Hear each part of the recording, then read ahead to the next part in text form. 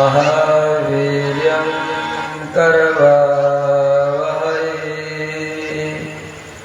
तेजस्विनावधीतमस्तु मा विद्विषावहै। ओम शांति शांति शांति। अखंडमंडलाकारं व्याप्तं येन चराचरं तत्पदं दर्शितं येन तस्मै श्री गुरवे नमः। गुरुर्ब्रह्मा गुरुर्विष्णु गुरुर्देवो महेश्वरः गुरुर्साक्षात् परब्रह्म तस्मै श्री गुरवे नमः।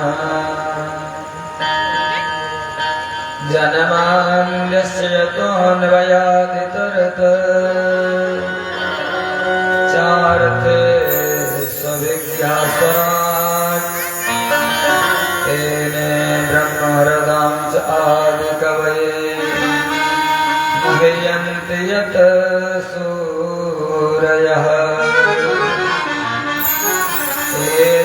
तेजोवारिमृतां यथा विनिमयो यत्र त्रिसर्गो मृषा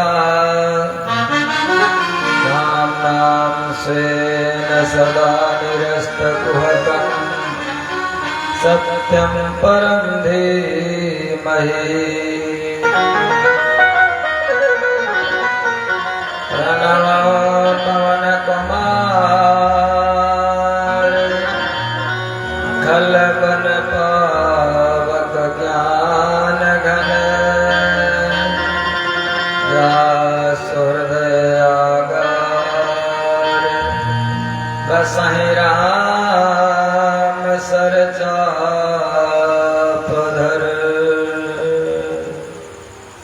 बंसी विभूषित करान्नवनीरदाभा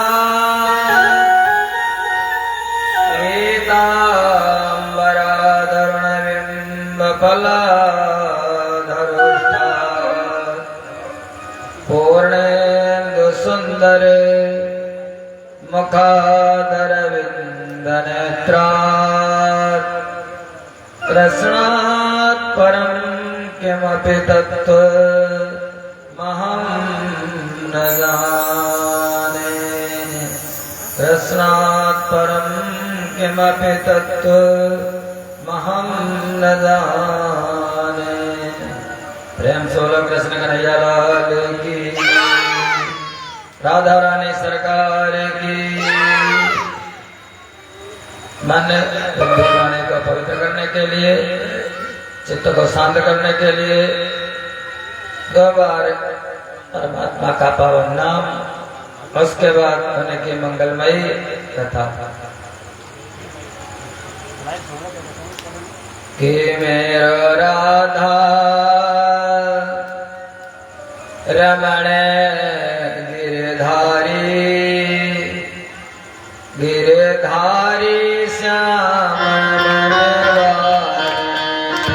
मेरो राधा रमण गिरधारी गिरधारी श्याम वनधारी मेरो राधा रमण गिरधारी गिरधारी श्याम वनधारी।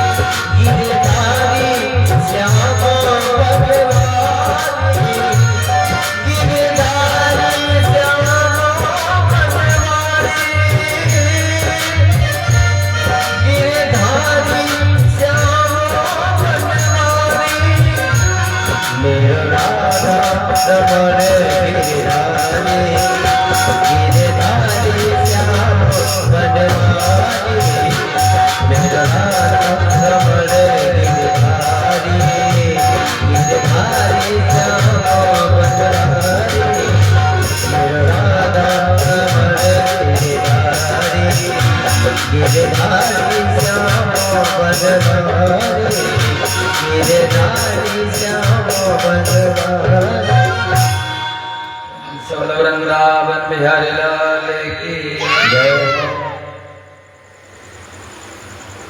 वो परम ब्रह्म परमात्मा भगवान श्री कृष्ण गीता में कहते हैं कि हे अर्जुन, हमारे भक्त 4 प्रकार के होते हैं। 4 प्रकार से जीव उनको बचता है। हे अर्जुन, चतुर्विधा भजन्ते माम जना सुकृति 4 जन आरतो जिज्ञासु अर्थार्थी ज्ञानी जा भरतर सब। चतुर्विधा भजन्ते माम, 4 प्रकार से भक्त हमको भजते हैं। हे अर्जुन, सबसे पहले जो भक्त हैं आर्त भक्त। कब बचते हैं? कुछ भक्तों के जीवन में जब दुख आता है, वैसे हमको इतने जल्दी याद नहीं करते। तब याद करते हैं जब कोई विपत्ति आती है। जैसे महाराज गज, जब ग्राह ने पैर पकड़ लिया तो गज जब सारे दुनिया वालों ने ठुकरा दिया, तब उस गज को भगवान की याद आई। जो हमको विपत्ति आए तो भगवान की शरण में जाओ। जैसे वैसे तो प्रहलाद निरंतर बचते थे, लेकिन वो भी आर्त भक्त। ध्रुव, सौतेली माँ ने धक्का दे दिया, दुख हुआ, हमारी याद की। फिर पहली कैटेगरी के जो हैं आर्त, जो दुख पड़ने पर याद तो करते हैं दुख पड़ा हमको याद कर लिया। फिर दूसरे हैं जिज्ञासु। जिज्ञासु और निरंतर हमको जानने का प्रयास करते हैं। कितना जान लो, कैसे जान लो, भगवान की कथा सुनो, संतों का सत्संग करो, ज्ञान की चर्चा करो, यज्ञ करो, दान करो, तपस्या करो, मंदिर जाओ, लेकिन उन भगवान को कैसे मैं जानूं, उनसे प्रेम कैसे करूं? जिज्ञासु बहुत सुंदर है। निरंतर जिनको जानने की जिज्ञासा बनी रहती है। हे अर्जुन, जैसे तुम, जैसे महाराज बहुत से हमारे भक्त हुए हैं, नारद इत्यादि, निरंतर हमारा चिंतन ही करते रहते हैं। जिज्ञासु, आर्तो जिज्ञासु। फिर अर्थार्थी। अर्थार्थी माने कुछ ऐसे लोग होते हैं भगवान के पास जाते हैं, प्रभु हमको धन रूपम देहि जयम देहि यशो देहि किशो देहि, वो नहीं रहते हैं। निरंतर निरंतर भगवान के पास गए मंदिर में, बस मांगना शुरू, प्रभु ये दे दो, वो दे दो, वो दे दो। एक कोई सेठ जी थे, भगवान के मंदिर को नित्य जाया करते थे। बाहर कोई भिखारी बैठे रहते थे, कई भिखारी। तो जब सेठ जी जाने लगे तो भिखारी ने कहा, सेठ जी बस भाई 1 रुपए का सवाल है। सेठ जी ने कहा, अभी नहीं, अभी मंदिर से जो वापस आएंगे तब तुमको देंगे। भिखारी ने कहा ठीक है भाई। भिखारी भिखारी ठहरा। सेठ जी गए, भगवान के सामने भिखारी देखता रहा। सेठ जी ने दोनों हाथ फैलाए, प्रभु कंपनी में बड़ा घाटा लग गया है, कैसे भी हमारी कंपनी ठीक ठाक चलने लगती, घर में भी बड़ी कला होती है, प्रभु कैसे भी ऐसा देते सुख शांति बनी रहती। मांगते मांगते महाराज हद कर दी सेठ ने। बाहर आए, 10 का नोट निकाल करके देने लगे भिखारी को। भिखारी ने मना कर दिया, नहीं चाहिए। सेठ जी ने कहा क्यों? भिखारी कहने लगा, अरे मैं भिखारी हूँ लेकिन भिखारियों से भीख नहीं लेता हूँ। मैंने देखा वो तीनों लोगों के स्वामी, तुमको उन पर विश्वास नहीं, कितना उनसे मांगा तुमने। इसलिए कुछ लोग ऐसे होते हैं अर्थार्थी, लेकिन भगवान कहते आते तो हैं कम से कम। पहले आर्त, दूसरे जिज्ञासु, तीसरे अर्थार्थी और चौथे ज्ञानी चा भरतर सब। चौथे जो हैं वो ज्ञानी। भगवान कहते हैं ज्ञानी में हृदय पार्थ, वो तो मेरे हृदय है।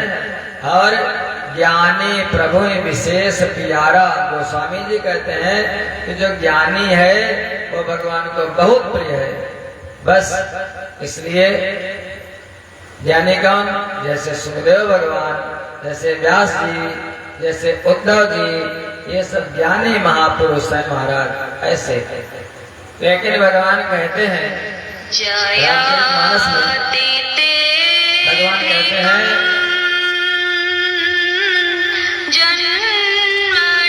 सब प्रिया सब मम उपजाए, सब मम प्रिया सब मम उपजाए, सबते अधिक मनोज मोहि भाए।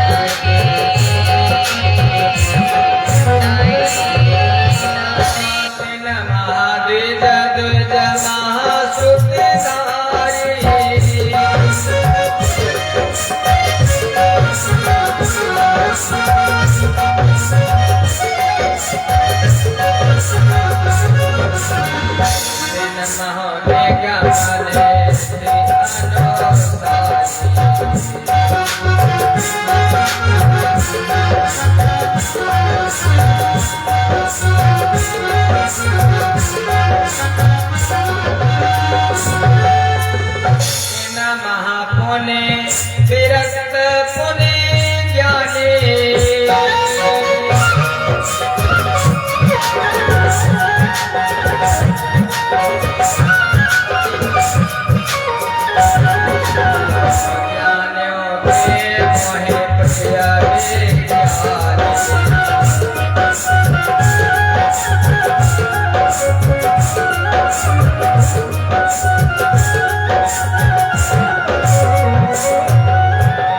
सबते प्रिय मोहिनी जदा साधे गति गौरी न बहुतरी आशा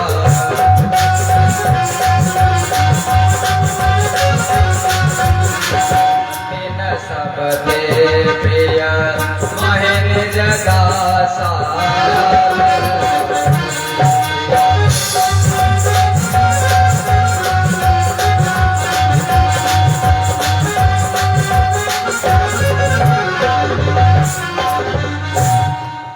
शुरू किया है भगवान ने रामचरितमानस में आपने खूब पढ़ा होगा।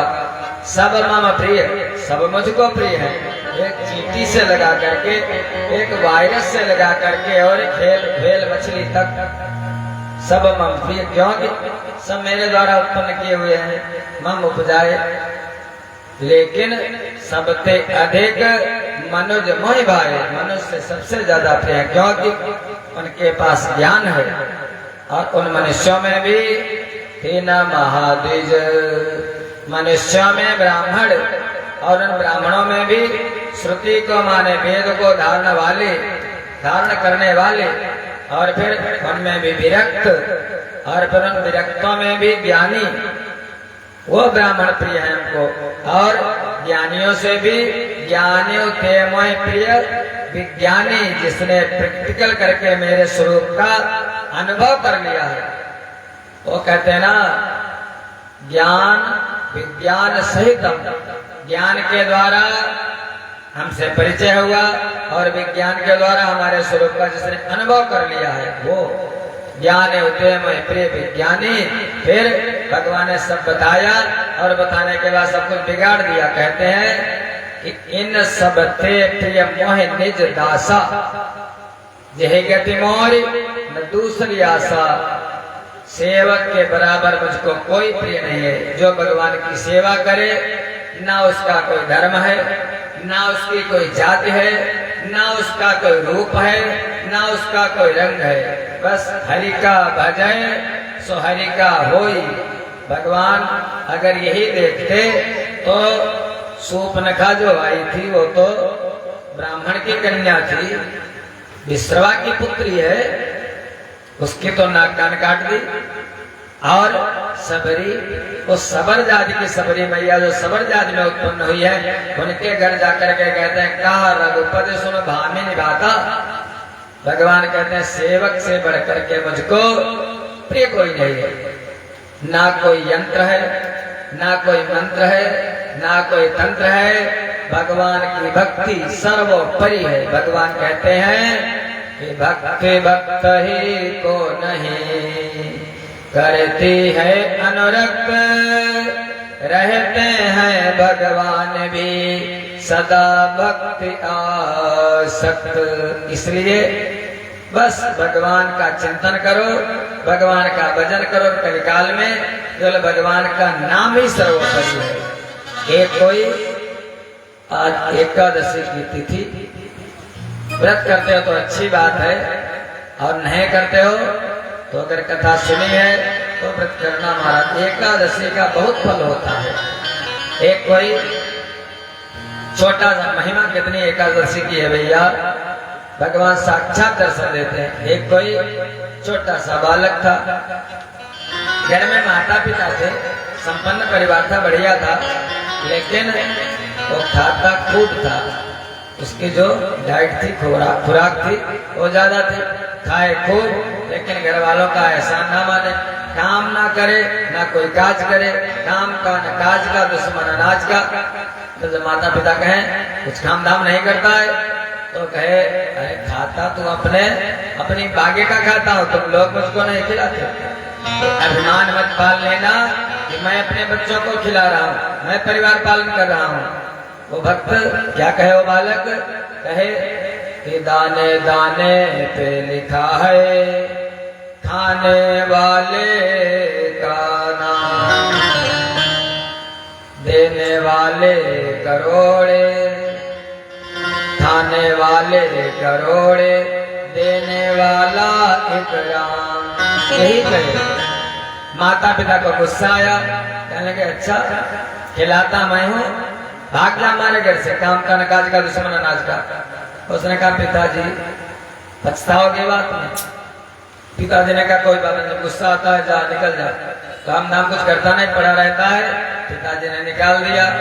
माता जी ने भी कुछ नहीं कहा, बार बार मुड़ करके देखता क्या पता भी बुला ले। लेकिन दुनिया स्वार्थ का रिश्ता, चला गया घर छोड़ करके। रास्ते में जा रहा था, कहीं पहुंचा वृंदावन हरिद्वार, देखा एक आश्रम बड़ा बढ़िया, और आश्रम में एक महात्मा जी बैठे। महात्मा जी मोटे ताजे बढ़िया खाते पीते, और कोई महात्मा महाराज तो पेट तो बड़े होगा। कहते महात्मा की पहचान क्या है? जिसका बढ़िया बड़ा सा हो गेट, आश्रम का बड़ा सा हो गेट, महाराज जी का बढ़िया बड़ा सा हो पेट, और बगल में एक खड़ा हो बढ़िया मोटा मोटा सेठ। देखा, मन में आया बढ़िया बढ़िया खाते होंगे, बढ़िया बढ़िया लोग जुड़ते होंगे, अच्छा चाहता होगा, क्या किया जाए? पूछा गुरु जी क्या तुम्हारे यहाँ रह सकता हूँ?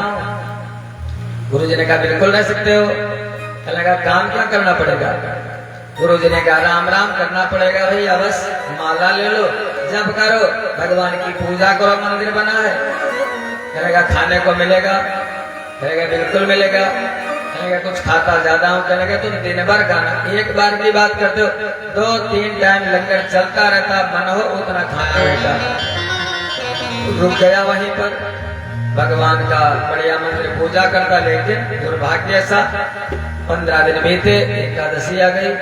जब एकादशी आई तो सुबह से देख रहा है बाल भोग बना नहीं, और जो चूल्हा चौकी वहां चूहे लौट रहे। उसने कहा गुरुदेव आज क्या भोजन नहीं बना? गुरु जी ने कहा बेटा देखो हम सभी भक्त लोग हैं, संत हैं, एकादशी का व्रत है, इसलिए एकादशी को हम लोग कुछ खाते नहीं हैं, आज नहीं कल बनेगा। उसने कहा गुरुदेव कल बनेगा, हो सकता कल मैं देखूं ही ना, आज ही हमारा अंत हो जाए, बहुत लगती है। गुरु जी ने मना किया, लेकिन उसने कहा नहीं गुरुदेव हमसे नहीं होगा। कहने के फिर ऐसा कर, आश्रम में भोजन नहीं बनेगा, थोड़ा राशन ले ले, आटा दाल ले ले, सब्जी ले ले, और जा करके गंगा जी के किनारे, नदी के किनारे बाटी चोखा बना लेना, भोजन कर लेना।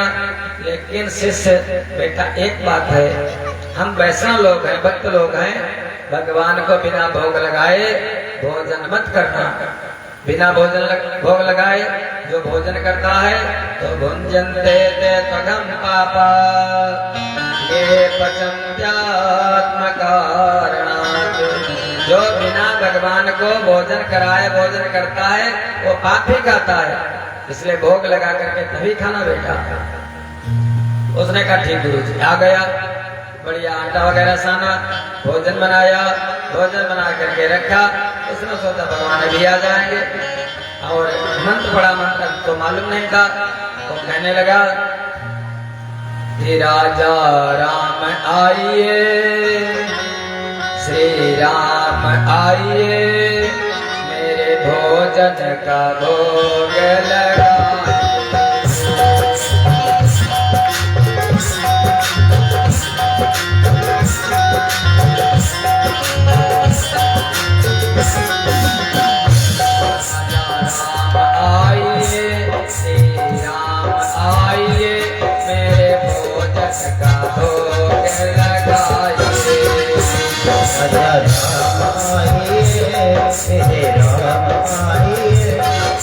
भोजन का भोग लगाइए।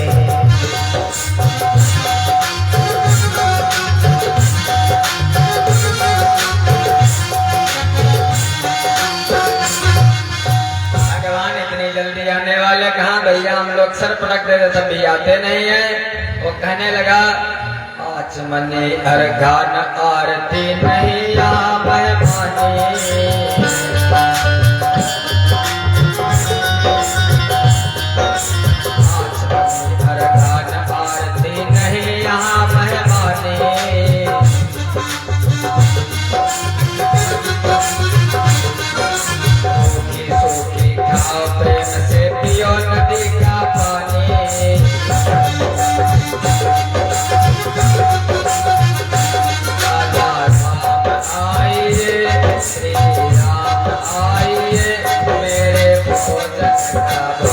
राजा आइए श्री राम आइए मेरे भोजन का भोग लगाइए।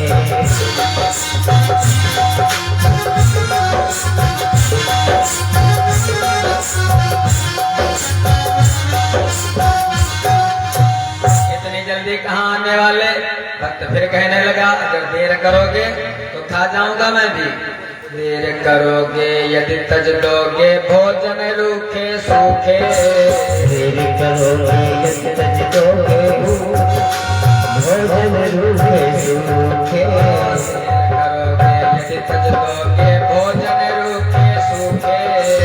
देर करोगे यदि तज लोगे भोजन रूखे सूखे। एकादशी आज मंदिर में बैठे रहोगे भूखे।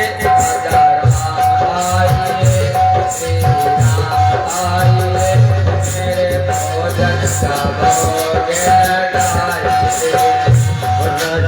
राम आइए श्री राम आइए मेरे भोजन का भोग लगाइए।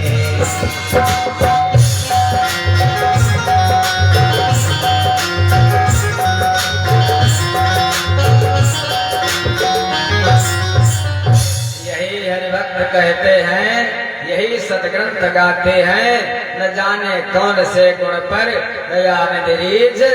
जाते हैं न पढ़ाए न लिखा है कुछ नहीं लेकिन भाव है भावग्राही जनार्दना। रीझ गए भगवान तुरंत तैयार हुए जैसे चलने लगे। माता जी ने कहा कहाँ जा रहे हो? भगवान का भक्त बुला रहा है। मैया ने कहा कभी तुमको छोड़ा नहीं आज अकेले अकेले क्यों? चलेगा अकेले बुला रहा है तुम्हारा नाम नहीं लिया उसने। सीता जी ने कहा मैं तुम्हारी अर्धांगिनी हूँ चलूंगी जरूर साथ में। भगवान ने कहा भाई प्रिया नहीं मानती हो चलो। माता सीता भी साथ में आ गई। भगवान तुरंत दर्शन देने लगे। भक्त ने कहा भोजन रखा सामने था भोजन का। कहने लगा अच्छा ये साथ में कौन है? भगवान ने कहा हमारी पत्नी अर्धांगिनी। कहने लगे बुलाया तो अकेले था तुमको ये दो लोग साथ में यार। अरे कोई बात नहीं गुरुजी ने कहा था एकादशी है अब तुम ही दो लोग खा जाओगे बचेगा मैं क्या खाऊंगा। लेकिन कोई बात नहीं बचे या न बचे बहुत सुंदर हो देख करके मेरा तन मन सब प्रसन्न हो गया। चलो कोई बात नहीं दो आ गए हो कुछ बच जाएगा थोड़ी एकादशी हो जाएगी थोड़ा खा लूंगा। लेकिन ठीक है अब की बार देर मत करना। आज बड़ी देर कर दी अब की बार जल्दी आ जाना। ये हो गया। अब धीरे धीरे फिर 15 दिन बीत गए। आया जैसे एकादशी आई गुरुजी ने कहा बेटा यहाँ नहीं बनेगा। फिर उसने कहा भूख बहुत लगती है करने के फिर लेकर के जाओ वहीं बना लेना भोग लगा देना भगवान का खा लेना। उसने कहा जब राशन देने लगा कोठारी भंडारी कहने लगा इतना नहीं जब एक को बुलाओ तो दो आते हैं दो लोग आते। गुरुजी ने सोचा भूखा रह गया होगा थोड़ा इसलिए थोड़ा राशन बढ़ा दो भंडारी से का कोठारी से। थोड़ा राशन बढ़ा दिया एक सिर के बदले 2 सिर दे दिया। खाता ज्यादा था बढ़ा दिया। आया बाटी चोखा बनाया। कहने लगा फिर पुकारने लगा अपनी बार कि राजा राम आइए सीता राम आइए मेरे भोजन का भोग लगाइए।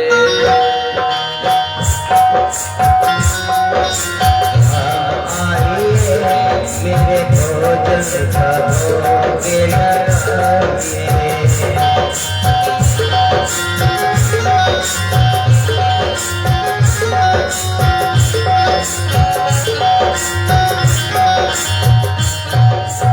भगवान के कानों में जैसे आवाज पड़ी भगवान तो तैयार बैठे रहते आप बुलाओ तो प्रेम से भगवान तैयार चलने लगे। मैया सीता भी साथ में चलने लगी। भैया लखन देख रहे थे भैया कहाँ जंगल तो जा नहीं रहे हो ऐसा लग नहीं रहा है कहाँ जा रहे हो? भगवान का बस ऐसे कहने के बताओ तो माता जी को भी साथ लिए जा रहे हो। अरे मैं जंगल में तो इतनी सेवा की सेवा कौन करेगा हम भी साथ चलेंगे। भगवान ने कहा चलो भाई तुम भी जेलो चल करके। बड़ा विचित्र है भक्त लखन लाल भी साथ हो लिए। अब इसने जैसे देखा एक को बुलाओ तो 2 जब 2 को बुलाओ तो 3 देख करके कुछ भोजन की तरफ देखे, कुछ भगवान की तरफ देखे, कोई बात नहीं, हो तो बड़े सुंदर। कौन है? लक्ष्मण दक्षिणे यस्य वामे चा जनकात्मजा, दाहिनी तरफ लक्ष्मण और वाम भाग में माता सीता। देख करके प्रसन्न हो गया। लक्ष्मण लाल ने सोचा कहाँ फंस गए, अरे आना नहीं था। भगवान का बड़ा विचित्र वक्त है, घबराओ मत। अब तीनों ने भोजन किया, भोजन बनाया, भोजन कराया। कहने लगा देखो एक बात आपकी, ज्यादा देर मत लगाना, जल्दी आ जाना।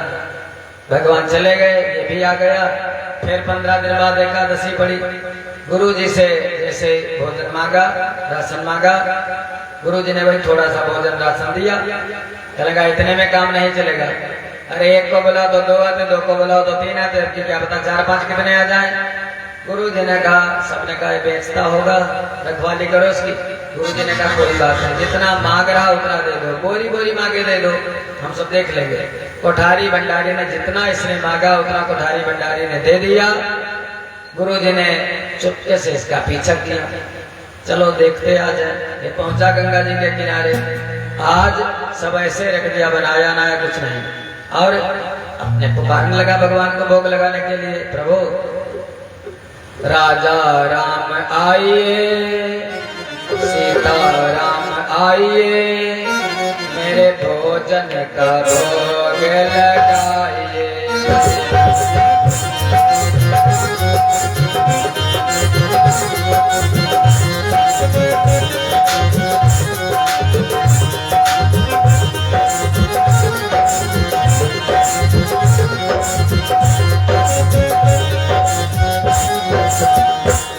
राम, लक्ष्मण, माता सीता और इस बार हनुमान जी ने भी कहा भाई प्रभु मैं तो बड़ी सेवा करता था, हमको भी साथ में लिए चलो। भरतलाल कहने लगे पहले तो जंगल लेकर के नहीं गए थे, इस बार भैया मुझको भी लिए चलो। शत्रुघ्न ने कुछ बोलते नहीं थे, प्रभु बोलता तो कुछ नहीं हो, लेकिन उन्होंने भरत से कह दिया हमारी भी सिफारिश कर दो। अब जैसे भक्त ने पुकारा राजा राम आइए, सीता राम आइए, लक्ष्मण राम आइए, और उसी समय जब जंगल में भक्त ने कीने प्रेम पुकारे, क्षण में वापर प्रगट भो कव्य राम दरबार। सब कोई ऐसा बचा नहीं, राम जी का पूरा दरबार इकट्ठा। भगवान ने कहा भैया थाली लगा। भक्त ने कहा थाली कहाँ लगाए, ये तो सब ऐसे के ऐसे रखा है। भगवान ने कहा बनाया क्यों नहीं? कहने लगा कितने का बनाते, जब एक को बुलाओ 2 आते, 2 को बुलाओ 3 आते, 3 को बुलाओ 4 आते। अब अपने आप माता जी तो साथ में ही है, लखनलाल साथ में ही है, भैया बनाएंगे खाएंगे। तब तक साधु संतों ने देखा अरे जनक सुता जग जनन जानकी, और जो तो जगत माता है। संत भी आ गए भंडारा पाने के लिए, सब बैठ गए। अब माता सीता रसोई बनाने लगी, भैया लखन वो जंगल में उनका काम है लकड़ी लाना, और भरत जी विश्व भरण पोषण कर जोई, ताकर नाम भरत यश होई। भरत जी भोजन बनाने की कला बहुत सुंदर जानते थे। वही श्री भरत जी भंडारे बनाने लगे,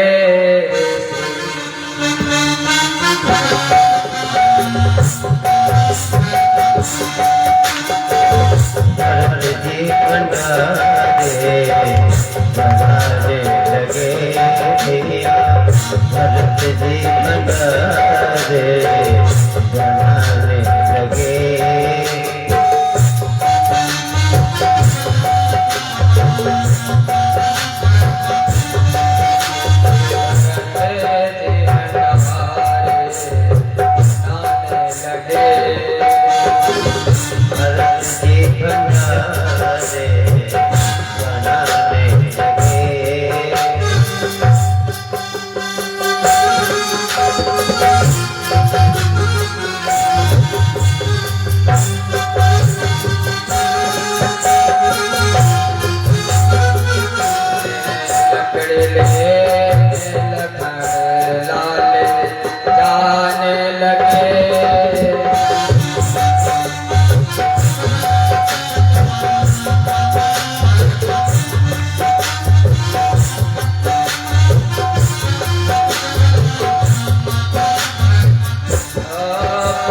से न्योता देते हनुमान जी साक्षात सिया मनिया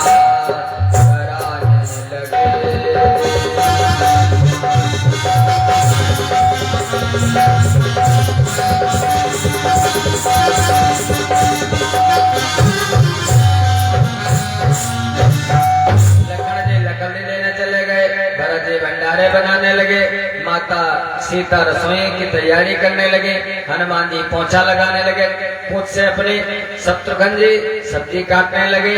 सब व्यवस्था फिट हो गई और वैसे ही भगवान का भोग लगा, भगवान प्रसाद ग्रहण करने लगे। संत भी आए, वो भी भंडारा पाने लगे। गुरु जी पहुंचे, गुरु जी ने देखा हो सकता विक्रय करता हो, लेकिन वो देखा जो कुछ भी सामान दिया था वैसे के वैसे सब रखा। गुरुदेव ने कहा बेटा तुमने कुछ बनाया नहीं? उसे से कहने लगा गुरुदेव तुम बनाने की बात करते हो, अरे देख नहीं रहे हो मैया सीता रसोई बना रही हैं, भरत जी पूरी भंडारे की तैयारी करवा रहे हैं, हनुमान जी पोंछा लगा रहे हैं, लखन भैया लकड़ी लेकर के आए तो सब बन गया, सब प्रसाद पा रहे हैं, ऋषि लोग पा रहे हैं।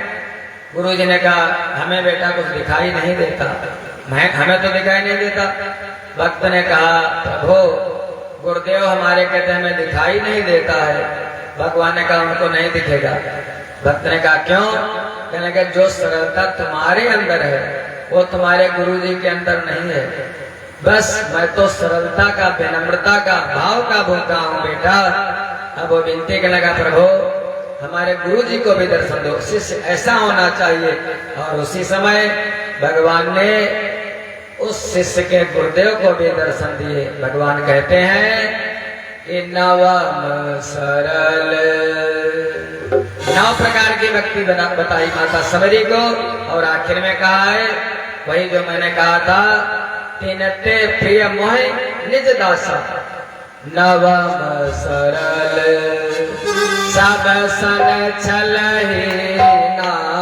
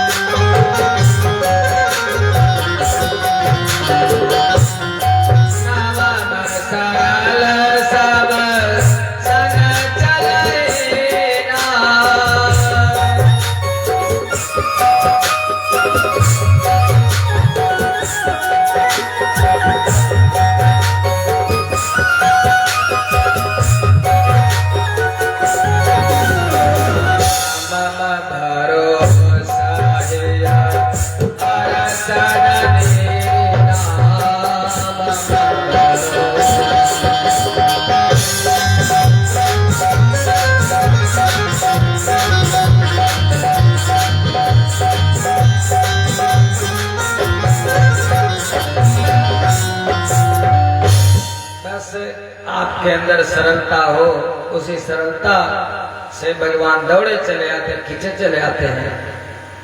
सुखदेव जी कहने लगे हे राजन, एक बार बाबा नंद ने सोचा सावन का महीना है, चलो चल करके भोले बाबा का दर्शन करते हैं।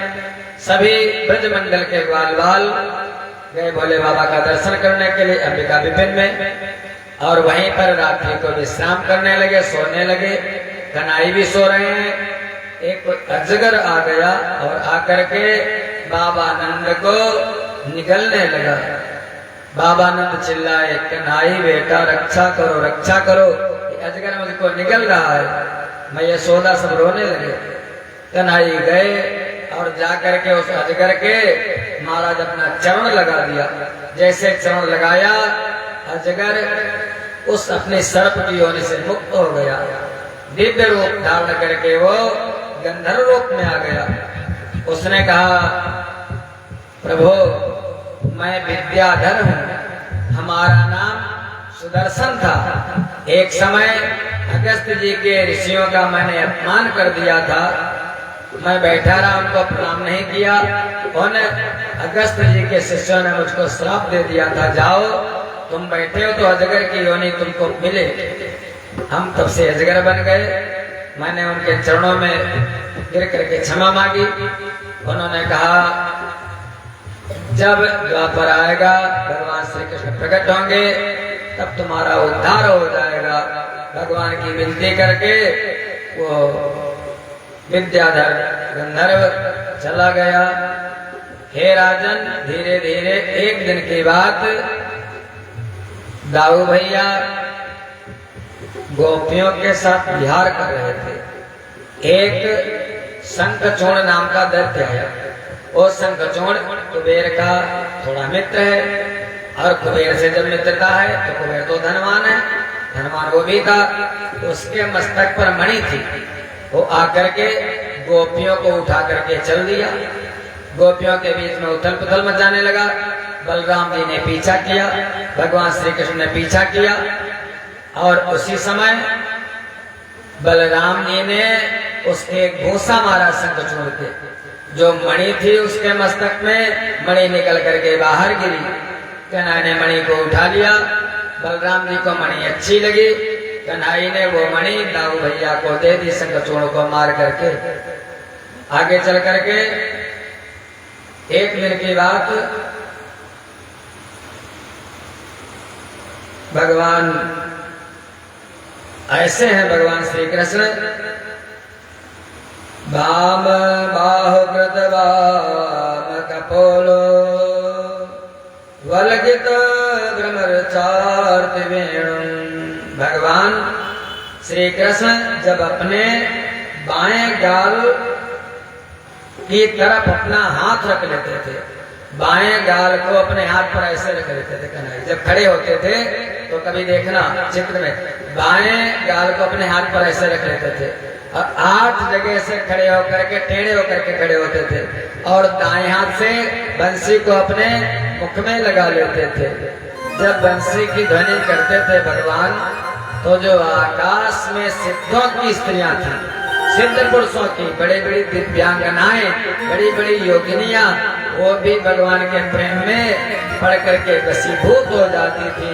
उनका ध्यान छूट जाता था। ऐसे वो परमात्मा भगवान श्री कृष्ण है।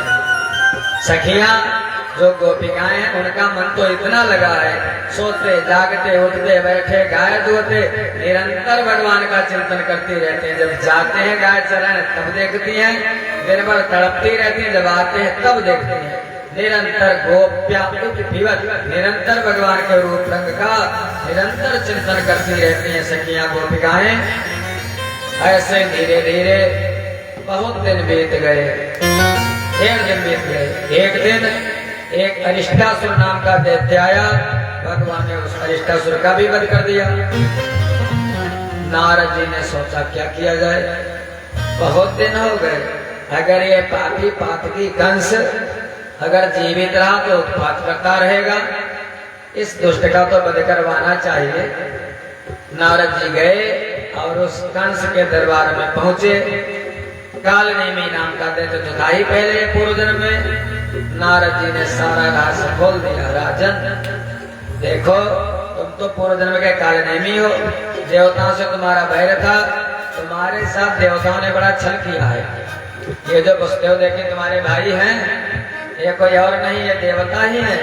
जो नंद यशोदा गोकुल में है, ये सब देवता, कोई नंद बन करके आया, कोई उपनंद बन करके आया, कोई वसुदेव बन करके आया, कोई देवकी बन करके आया। तुमको मारने की पूरी प्लानिंग है। और जो नंद का लाला है उसको नहीं जानते हो, कारण की जड़ वो जो विष्णु है वही तो बन करके आया है। अच्छा ऐसा ऐसा कहेंगे, फिर क्या किया जाए? छल किया हमारे साथ वसुदेव ने। नारद ने अब तुम जानो, तुम्हारी जैसी मर्जी हो वैसा करो।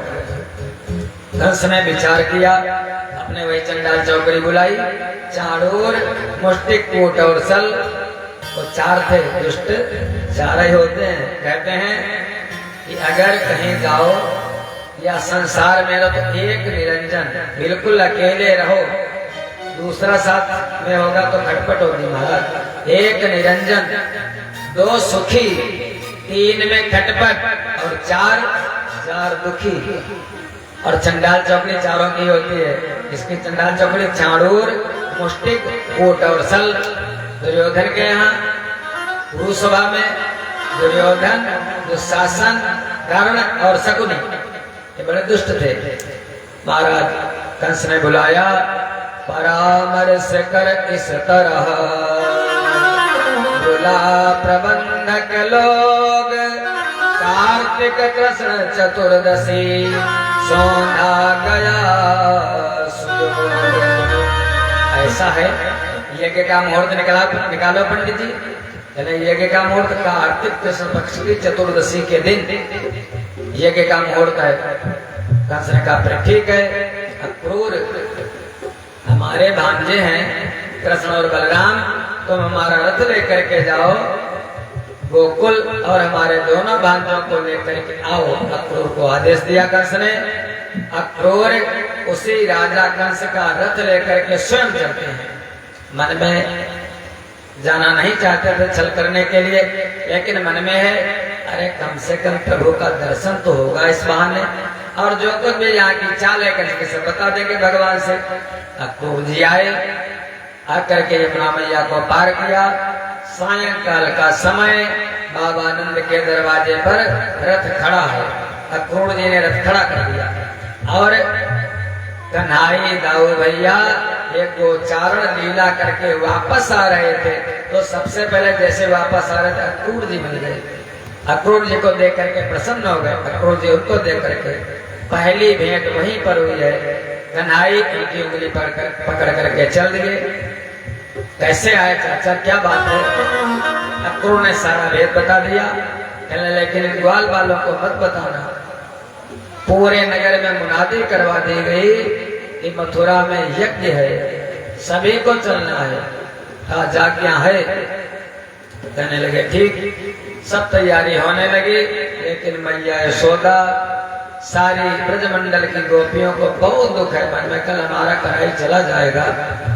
प्रातः काल हुआ और प्रातः काल भगवान का श्रृंगार किया। मैया यशोदा ने श्रृंगार करके बढ़िया वस्त्र पहनाए और अक्रूर जी रथ लेकर के तैयार हैं। मैया यशोदा ने बाबा नंद की बैलगाड़ी में बहुत कुछ रख दिया, सामान खाने वाला, पीने वाला, कपड़े लत्ते। अब हमारे कन्हई का, हमारे लाल का ध्यान रखना। लेकिन मैया रोती बहुत है। जब बेटा घर से जाता है तो पिता की तो अलग बात, पिता अंदर अंदर रोता है, लेकिन माँ महाराज विलाप करते हैं। बेटा तो अपना करियर बनाने जा रहा, बेटा नौकरी करने जा रहा, लेकिन मैया का हृदय आखिर माँ का हृदय होता है। माँ देखती है पेट और पत्नी देखती है जेब, बस इतना अंतर। माँ और हैं स्त्रियां दोनों स्त्रियां हैं, लेकिन माँ का भाव अपने पुत्र से। वो यही कहेगी भैया कुछ खाया या नहीं खाया, और पत्नी क्या कहेगी? पत्नी कहेगी भैया कुछ, पतिदेव कुछ लाया या नहीं लाया। उसकी ममता अपने पुत्र से ज्यादा होगी। मैया यशोदा ने जैसे ही कन्हई ने कदम रखा रथ के ऊपर, मैया यशोदा कहने लगी, ओ वज्र हृदय टुकड़े हो जा, ओ नयन अभी फूट जाओ।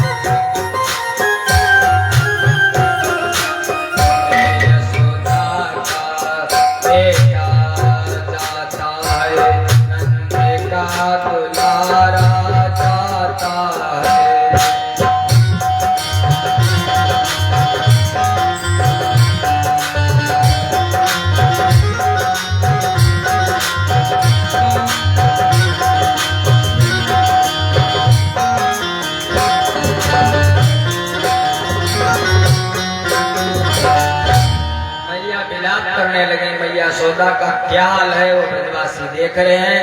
इधर खबर पहुंची जाकर के बरसाने पर सुखदेव जी कहते, हे राजन, जैसे ही राधा जी को पता चला, राधा जी अपनी सभी सखियों के साथ आ गई।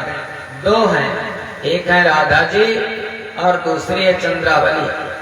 दोनों भगवान से बराबर प्रेम करते हैं, दोनों सुंदर हैं। राधा जी की भी 8 सखियां हैं और चंद्रावली की भी 8 सखियां हैं। अंतर इतना है, राधा कहती हैं, राधा जी कहती हैं कि मैं भगवान की, मैं कन्हई की, और चंद्रावली कहती है भगवान हमारे। बस इतना अंतर है। राधा कहती है मैं भगवान की और चंद्रावली कहती भगवान हमारे। जैसे हम लोग कह देते हैं पिता माता हैं सभी के, हम लोग कहते हैं माता पिता हमारे साथ रहते हैं। बहुत से लोग माता पिता हमारे साथ में हैं, हम 4 भाई अगर हैं, माता पिता हमारे साथ हैं। अरे बताओ, क्या तुम्हारी जबान खराब हो जाएगी अगर तुम ये कह दो मैं माता पिता के साथ रहता हूँ?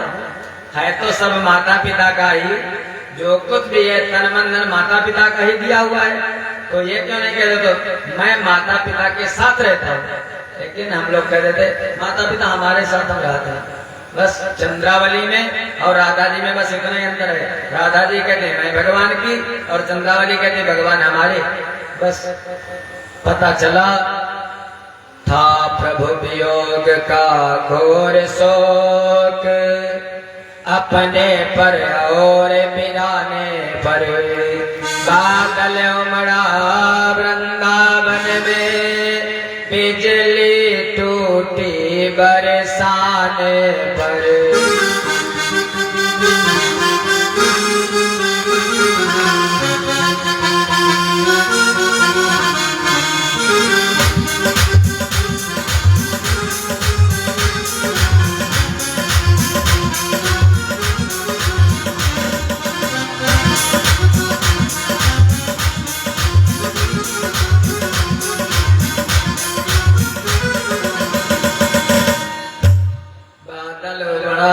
वृंदावन में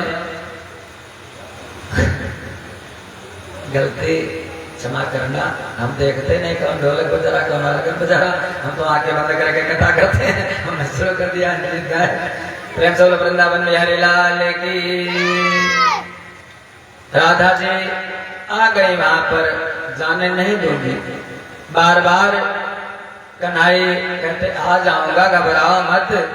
अरे राधा, तुम बंसी से तुमको बड़ा प्रेम था, बंसी तुमको देकर के जा रहा हूँ, जरूर वापस आऊंगा। राधा जी कहने लगी ना, हमको विश्वास नहीं होता तुम वापस आओगे। और उसी समय वो महाराज बहुत ही सारी अपनी लज्जा भय संकोच छोड़ करके तेज तेज स्वर में रुदन करने लगी। सारी सखियां गोपिकाएं रोने लगी, कहने लगी हे कृष्ण, रथ पर से उतर आओ, जाने नहीं दूंगी। कि रथ के नीचे उतर आइए मुरलीधर, रथ के नीचे उतर आइए मुरलीधर। जाने दूंगी न मथुरा नगरिया तुम्हें।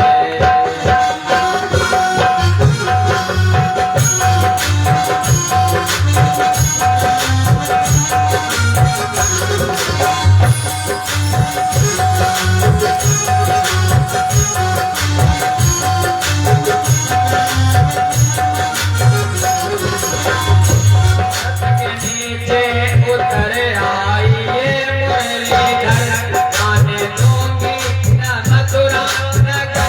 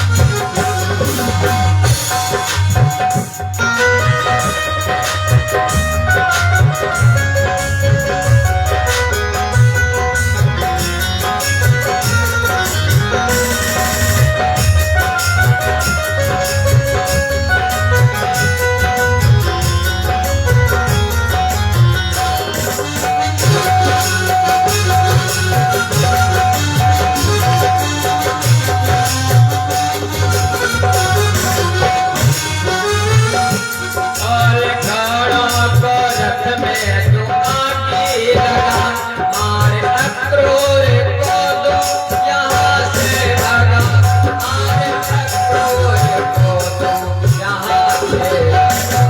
कंस कपटी है जालिम है खूंखार है, कंस कपटी है जालिम है खूंखार है, न उसके सितम भी खबर याद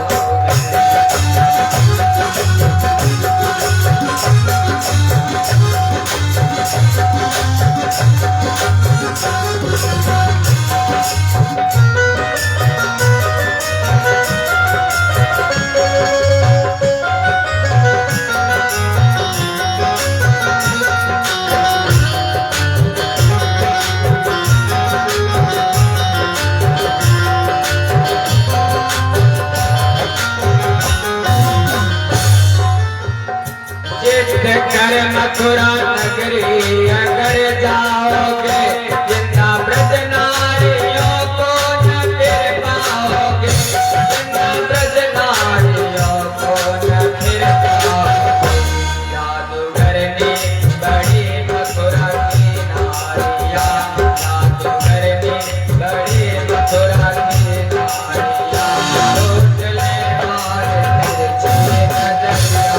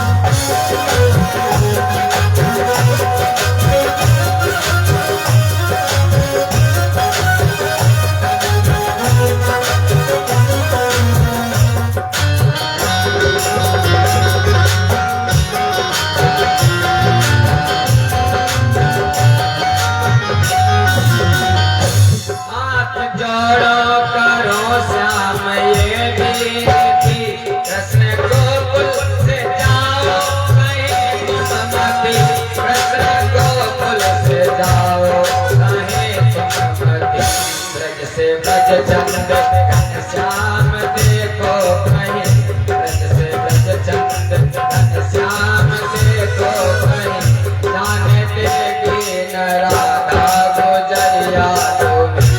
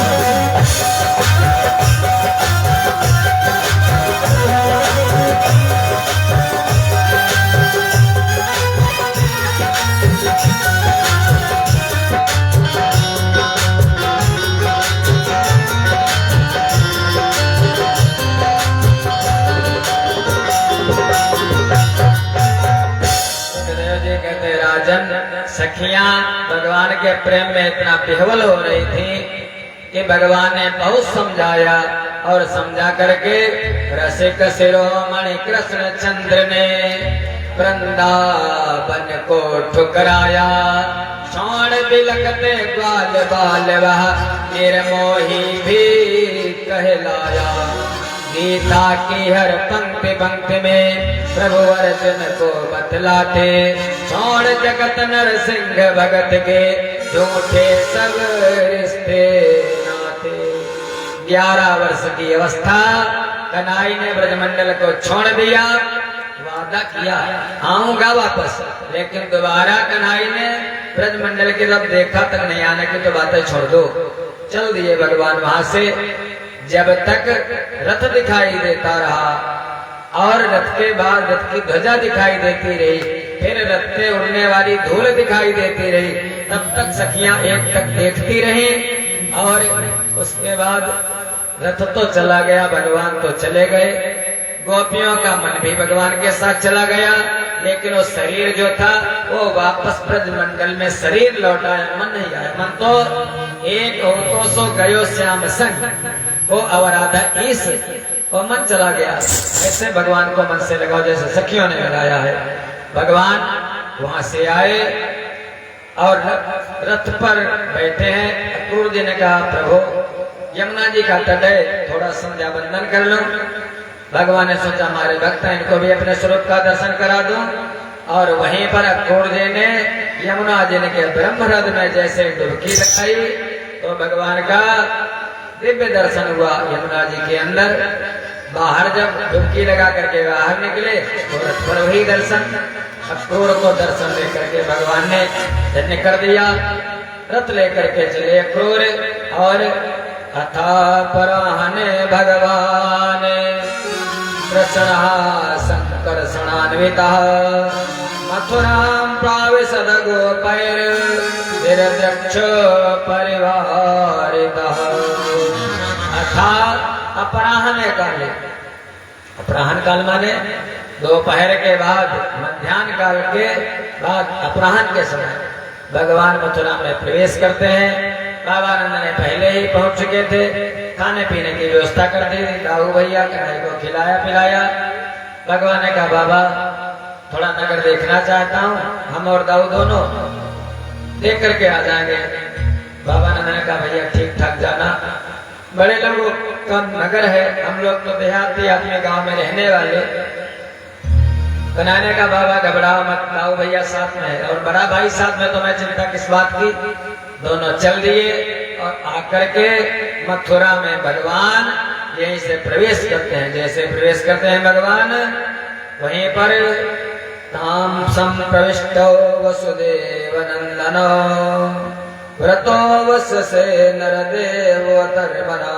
जैसे भगवान ने मथुरा में प्रवेश किया, मथुरा की सारी स्त्रियां छत पर चढ़ गई, सारे लोग सड़कों पर खड़े हो गए और ऐसा दृश्य हो रहा जैसे अयोध्या में भगवान राम को देखने के लिए भीड़ उमड़ी थी। ऐसे कन्हैया को पुरुष लोग तो दर्शन कर रहे हैं, जैसे आप लोग बिल्कुल चुप होकर के कथा सुनते हो भगवान की या भगवान का दर्शन करते हो, लेकिन माताओं की कुछ जिज्ञासा रहती है।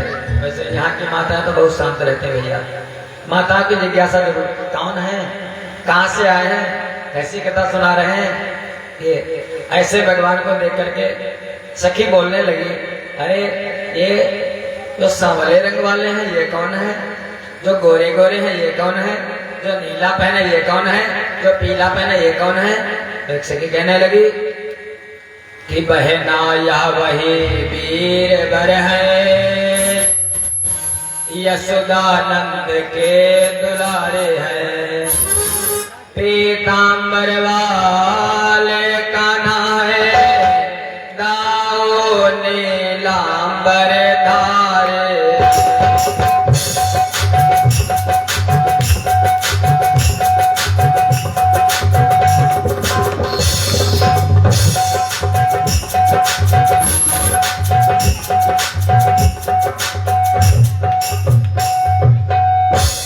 कहने लगी ये जो नीला वाला पहने हैं ये बड़े वाले हैं दाऊ बलराम, और जो पीला पीतांबर पहने हैं सांवले सरकार हैं ये कन्हैया है।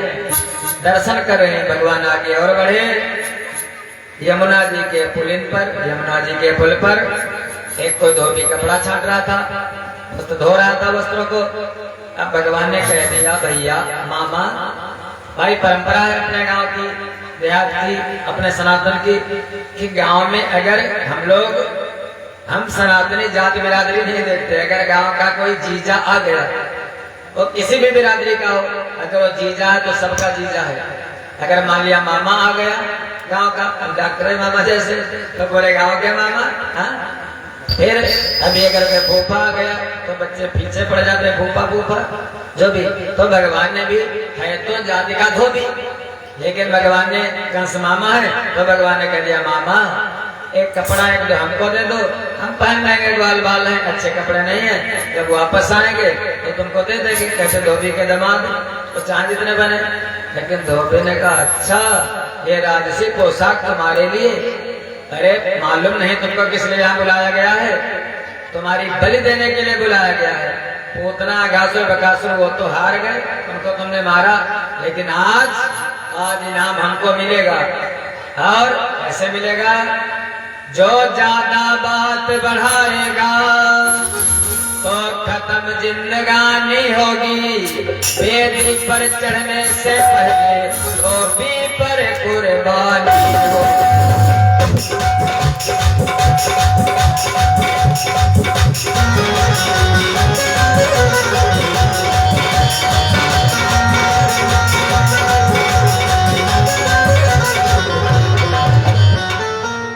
वेदी पर चढ़ने से पहले अभी तुमको मार डालूंगा, इनाम मिलेगा हमको। कहने लगा धोबी। भगवान ने कहा अच्छा याद आ गई भगवान को अपने पूर्व जन्म की। अच्छा वही वाले हो ना, हमारी प्रिया से हमारा वियोग करवाया था तुम्हें। भगवान ने देर नहीं की और देर करना भी नहीं चाहिए। दुष्ट के साथ में वहीं पर एवं विकथमानस्य कुपितो देवकी सुतः रजकस्य कराग्रेण सिरः कायात् पाथयत्। इस श्लोक पर ध्यान देना। भगवान 11 वर्ष तक जब तक गोकुल में रहे, वसुदेव देवकी का नाम नहीं आ रहा। यशोदानंदन, नंदनंदन, वृंदावन बिहारी लाल, भागवत जी पढ़ लेना, देख लेना। और जैसे ही भगवान मथुरा जी में प्रवेश करते हैं, नाम चेंज हो गया। अब यशोदानंदन नहीं रह गया। कौन? वसुदेव सुतम देवम कंस चाणूरमर्दनम देवकी परमानंदम कृष्णम वंदे जगद्गुरुम। सुखदेव जी ने, व्यास जी ने लिख दिया, सुखदेव जी ने सुना दिया। एवं विकथमानस्य कुपितो देवकी सुता, देवकी नंदन कुपित हो गए और रजकस्य कराग्रेण, केवल आगे का हाथ मारा है, एक उंगली मेरे तुम्हारी हो, लेकिन वो धोबी का सिर कट करके नीचे गिरा। मनसुखा कहने लगा अरे कन्हैया, ऐसा तो मैंने देखा नहीं। ये जूडो कराटे कहाँ से सीख कर लिया तूने? ना तीर, ना तलवार, ना कटार, सिर धड़ से अलग। भगवान ने कहा भी क्या ये तो बोहनी हुई है, आगे देखो अभी क्या क्या होता है। मनसुखा देखते जाओ। भगवान वहां से थोड़ा और आगे बढ़े, देखा एक आया जिसका सब कपड़े लूट लिए। धोबी के जितने भी कपड़े थे ग्वाल बाल, अब कुर्ते में डाल रहे हाथ और पैजामे में, कुर्ते में डाल रहे पैर और पैजामा में डाल रहे हाथ। जामा को पैजामा माना, पैजामा जामा बना लिया और तानाशाह बन करके चल रहे हैं। नेताजी ज्यादा बोलते नहीं है, नेताजी शांत रहते हैं, लेकिन नेताजी के जो चमचे लोग होते हैं, हमारा जो सबसे बड़े नेता हम ही हैं, वो भगवान शांत चले। लेकिन मनसुखा श्री रामा सुबल बरोत्तम उदमंगल वो ताने सीना चल रहे हैं। आगे एक दर्जी मिला, नाम है गुणक।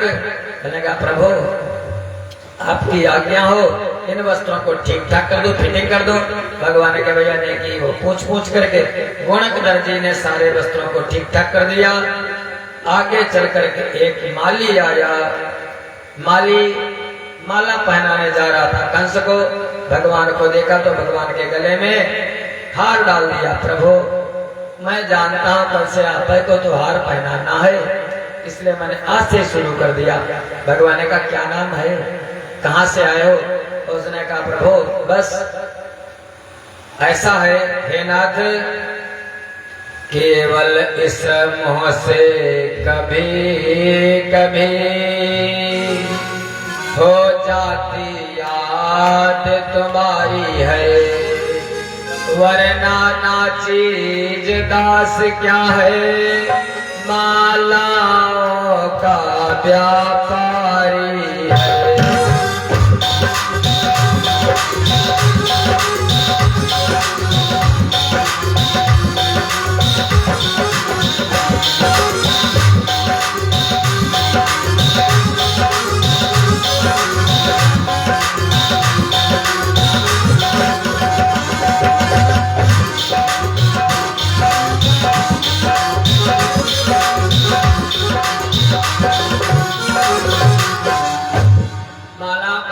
व्यापार है प्रभु, आपकी याद कर लेता हूँ। कभी कभी भगवान ने आशीर्वाद दिया, वो भी चला गया। थोड़ा आगे और बढ़े तो देखा महाराज एक स्त्री बुढ़िया है, 60 साल से ऊपर, 3 जगह से टेढ़ी, और जैसे ग्वाल बालों ने देखा ताली बजा करके हंसने लगे। देखो देखो देखो तमाशा। भगवान कहने लगे अरे भैया ग्वाल बालों हंसना नहीं चाहिए किसी के शरीर पर। अरे उसका नाम तो त्रिवक्रा, 3 जगह से टेढ़ी थी। कंस की सेविका थी, कंस को अंगराग ले जा करके लगाती थी, अंगराग चंदन सुगंधित लेप देती थी। सुखदेव जी कहते हैं राजन अथ व्रजम राजपथेन माधव स्त्रियं गृहीत्वा विलेप भाजनम। उसी राजमार्ग पर वो त्रिवक्रा मिली। जैसे भगवान को देखा, भगवान ने कहा सुंदरी है तो टेढ़ी, लेकिन भगवान ने कितना आदर दिया माताओं को। अरे सुंदरी कहाँ जा रही हो? उसने कहा लगाने तो अंग राग जा रही थी कंस को। भगवान ने कहा क्या मुझको दोगी? उसने कहा अब तो तुमको ही दूंगी, तुम्हारे ही अंगराग लगाऊंगी। और उसी समय उस त्रिवक्रा ने भगवान के अंगराग लगा दिया। भगवान ने कहा मुझको जो कोई दे देता है कुछ, पत्रम पुष्पम फलम तोयम, मैं उसका ऋणी हो जाता हूँ और मैं उसका ऋण रखता नहीं हूँ। दाऊ इसने तो अंगराग लगाया है, क्या इसका उपकार करूं? दाऊ ने कहा बिल्कुल कन्हैया करना चाहिए तुमको। भगवान ने अपने पैर का अंगूठा लगा दिया उसके अंगूठे पर, तर्जनी उंगली लगाई उसके ठुड्डे पर, और बस 3 बार हल्की सी आवाज हुई और वो 60 साल की जो वृद्धा थी वो एकदम 16 साल की नवयौवना हो गई। भगवान के चरणों में गिर गई। भगवान से कहने लगे चलो हमारे घर को, हमारा आतिथ्य स्वीकार करो, हमें दर्शन दो। भगवान के पीताम्बर को पकड़ करके खींचने लगी। भगवान ने कहा अभी नहीं, एक सखी बना लिया भगवान ने जाते जाते, अभी कुछ काम है, काम करके फिर आएंगे तुम्हारे यहाँ। तो कुब्जा से भगवान का बड़ा प्रेम था, भगवान भक्त से बड़ा प्रेम करते हैं। कहते हैं कि जब कुब्जा का प्यार तुम्हारे मन में समाया है, जब कुब्जा का प्यार तुम्हारे मन में समाया है, तो किस लिए राधा से आपने प्यार खाया है।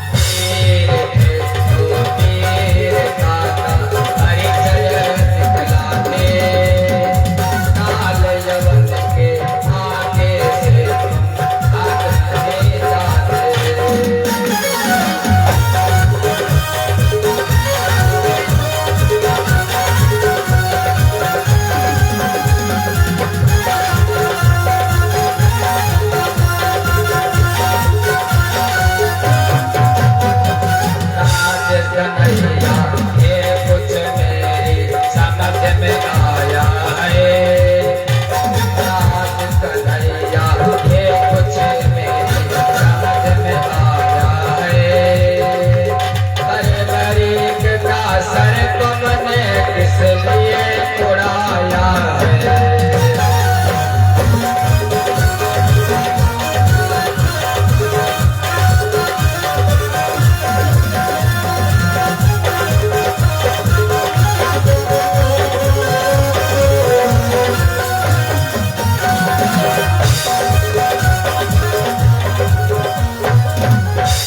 भगवान ने कुब्जा को संतुष्ट किया, कहने के भी नहीं, बाद में आकर के तुमको दर्शन दूंगा। भगवान वहां से आगे चले, बढ़िया सा सुंदर द्वार बना है, वहीं पर बहुत से सैनिक खड़े, पहरेदार खड़े हैं। भगवान जैसे प्रवेश करने लगे तो उसने पूछ लिया, बताओ भाई, जो गेट कीपर था सैनिक, उसने कहा, भगवान से पूछा, कौन हो, कहाँ से आए हो, इसलिए कहाँ को जाते हो। इसलिए साथ में ग्वालों की ये भीड़ जोड़ कर लाए।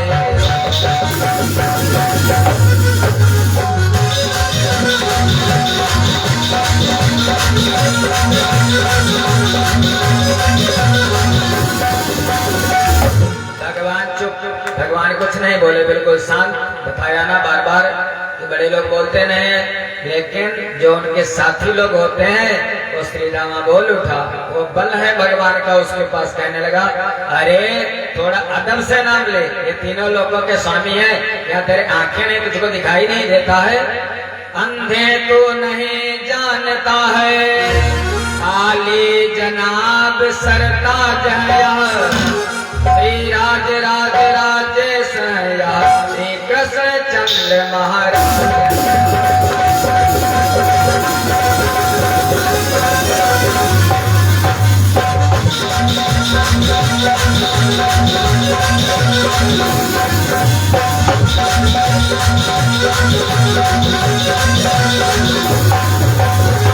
सुरराज यही, नरराज यही और ब्रजराज यही कहलाए हैं।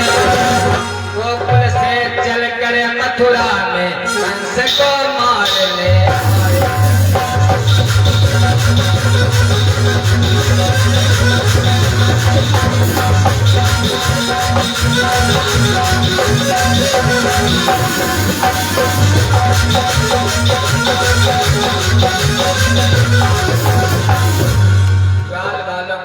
पाट करके भगवान गेट को तोड़ करके आगे बढ़े। आगे देखा बहुत बड़ा एक चबूतरा बना है और उस पर वही धनुष जो एक दिन आप लोगों ने कथा अगर पीछे सुनी होगी, याद होगी, जो परशुराम जी ने धनुष दिया था इस कंस को, परसों से आप बात हुई थी इस पर।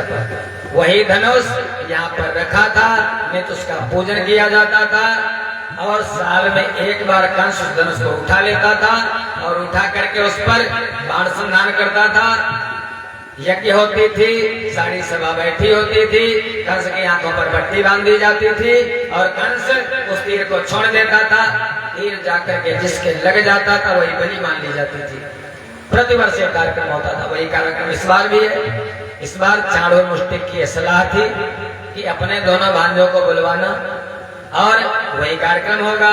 तुम्हारी आंखों पर पट्टी बांधी जाएगी और जब पट्टी बांधी जाएगी तो काली वाली ऐसी पट्टी बांधना, मच्छरदानी वाली या रुपट्टे वाली, तुमको दिखाई देता रहेगा और लक्ष्य करना उन्हें कृष्ण बलराम का मार देना। भगवान ने कहा हमको मारने के लिए धनुष तो रखा है, इसलिए भगवान ने सबसे पहला काम क्या किया, धोबी को मारने के बाद पहला काम उस धनुष का भंजन। बहुत से सैनिक रक्षा करते थे उस धनुष की और भगवान ने धनुषो भंजमानस्य सप्ताहं रोदसी दिशा पूरयामास यं श्रुत्वा कंसस्य च युधागमत्। जैसे ही धनुष टूटा उस समय धनुषो भंजमानस्य सप्ताहं रोदसी, खंग माने आकाश, आकाश में ऐसी गुंजायमान हुई उसकी ध्वनि, लगा बिजली कड़कने लगी, तड़तड़ाहट की आवाज हुई और ये शब्द कंस के कानों तक जाकर के पहुंचा। कंस भयभीत हो गया, डर गया। पहली बार कंस, बस उसको तो बताया था परशुराम जी ने, जो कोई धनुष का भंजन कर देगा उसी के द्वारा तुम्हारी मृत्यु होगी। और कंस भगवान का कितना चिंतन करता है, हम तो भक्ति उसको कह सकते हैं। मित्रता में, प्रेम में इतना याद नहीं आती है, और दुश्मनी में, अभी हमारा आपका प्रेम है, मान लो मैं आप थोड़ी देर याद करेंगे, चले जाएंगे, फिर 1-2 दिन याद करेंगे, लेकिन अभी कोई अपशब्द बोल दे, अभी हमारी तुम्हारी लड़ाई हो जाए, दुश्मनी हो जाए, तो पल पल हमारा चिंतन करोगे। जिस दिन से आकाशवाणी हुई थी, कंस निरंतर चिंतन करता था, काला काला होगा, एक जगह ठहरेगा नहीं, 8 जगह से टेढ़ा होगा, बड़ा नटखट होगा, बड़ा ठीक होगा, बस यही पहचान उसको बताई थी आकाशवाणी ने। निरंतर आहार निश्चिंतन करता था कंस। अब तो लगा हमारी मृत्यु आ गई है, और इतना काम, धनुष टूटते ही चारों दिशाएं भर गई, कंस भयभीत हो गया। रक्षकों को सेना से भगवान ने मार डाला। मथुरा वासियों को दर्शन देते नगर के बाहर भगवान अपने डेरे पर आ गए। पहले दिन इतना काम किया, दूसरा दिन हुआ, प्रातः काल हुआ, भगवान ने बाल भोग पाया, बाबा नंद ने बनाया, और उसके बाद सभी दूसरे दिन आज बाबा नंद के सहित सभी बाल बाल दर्शन करने के लिए चले। यज्ञ देखे चल करके यज्ञ कैसी होती है, यज्ञ में स्वाहा होता है, प्रवचन होता है, रासलीला होती है, चलो चल करके देखते, बच्चे आनंद लेते हैं।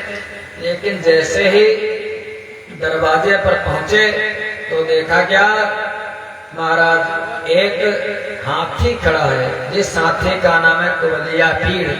10,000 हाथियों का बल जो कंस को दहेज में मिला था, उसी दरवाजे पर भगवान जाकर के पहुंचे तो कहने लगे, भैया पीलवान हाथी को हटा दो, हम यज्ञ देखने जा रहे हैं, हमारे मामा जी यज्ञ करवा रहे हैं। पीलवान कहने लगा, हटाने के लिए नहीं खड़ा किया गया है, मदिरा वैसे पिला दी गई थी पहले से हाथी को, और मदिरा पिलाने के बाद उस महावत ने वो भी पी रखा था, और अंकुश लगा दिया, भगवान के आगे हाथी को धक्का दे दिया, ठेल दिया।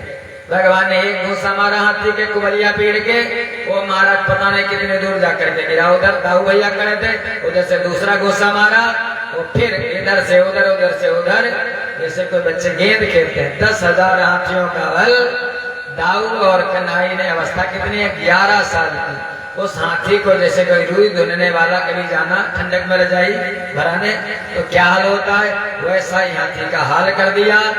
एक दांत कन्हई के कंधे पर, दूसरा दांत बलराम के कंधे पर। आगे चले, आगे वाले गेट पर तो देखा क्या, हो सकता है यज्ञ मंडप कहीं बना हो, लेकिन यज्ञ मंडप तो नहीं दिखाई दिया। हाँ, अखाड़ा जरूर दिखाई दिया, खुदा अखाड़ा खुदा है, और बड़े बड़े पहलवान मल्ल युद्ध कर रहे हैं। जैसे कन्हई को देखा तो चाड़ूर, मुष्टिक, ऊंट और सल, ये चारों कंस के गुलाम कन्हई को चाड़ूर ने खींच लिया। इधर आओ, उधर कहाँ जा रहे हो? भगवान ने कहा, चाड़ूर यार हम लड़ाई नहीं कर पाते हैं। भगवान कहने लगे, हरि बोले संसार में है चतुरों की नीति, लायक ही सो कीजिए ब्याह बैर और प्रीति। चाड़ूर, ये 3-4 बातें जो हैं अपनी बराबरी में ठीक लगते हैं। पहली बात, विवाह, यदि विवाह करो, चाहे बेटी का करो भैया, और चाहे बेटे का, अपनी बराबरी में करना। अगर जरा सा भी ऊंच नीच में कर दिया तो आपकी बेटी एडजस्ट नहीं कर पाएगी। बड़े लोगों में कर दिया, आप थोड़ा कमजोर हो तो भी नहीं एडजस्ट कर पाएगी, और अगर आप बड़े हो, छोटे लोगों में कर दिया तो भी नहीं कर पाएगी। बराबरी में सब चलता है। ब्याह, फिर बैर, अगर दुश्मनी लेना तो बराबर में दुश्मनी करना। अगर किसी बड़े से दुश्मनी करोगे महाराज, उसकी कलम चलेगी केवल, बस पैसा चलेगा, कलम चलेगी। ब्याह बैर और प्रीति, मित्रता करना तो मित्रता भी अपनी समानता में करना। महाराज, मित्रता जो होती है वो नहीं चलती है ऊंच नीच में। चाड़ूर ने कहा, बात तो ठीक है, लेकिन पूतना, अघासुर, बकासुर, तृणावर्त, सकटासुर, केसी, ये सब कौन थे? भगवान ने कहा चलो ठीक है चाणूर, अगर तुम्हारा मन ही करता है तो फिर हम तैयार हैं। अपने अपने संकल्प के अनुसार सुखदेव जी कहते हैं, हे राजन, चाणूरो मुष्टिका कूटा सल कौशल एवचा सासो दुरुस्त स्थानम बलबुल वाद्य प्रदर्शित। दाऊ मिल गए मुष्टिक से और कन्हाई मिल गए चाणूर से। कहते हैं कि मुष्टिक और चाणूर पहलवान हाथ कृष्ण से मिला रहे और जगत खिलाड़ी खिलाड़ियों को खेल खेल में खिला रहे।